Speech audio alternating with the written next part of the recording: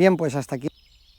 en el cual he querido inmortalizar el precioso paraje natural del Tello,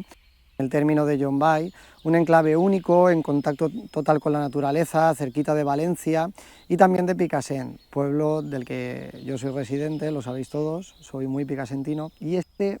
enclave, aunque no pertenece a Picassent, también lo siento en parte un poquito de Picassent porque está al límite del término municipal y por eso era uno de los sitios y uno de los mayores retos que tenía de inmortalizar. Agradezco desde aquí, como no, al Ayuntamiento de Llombai el permiso que nos ha brindado tanto a mí como a mi compañero de vuelos, Carlos, que se ha llevado la parte burocrática del proceso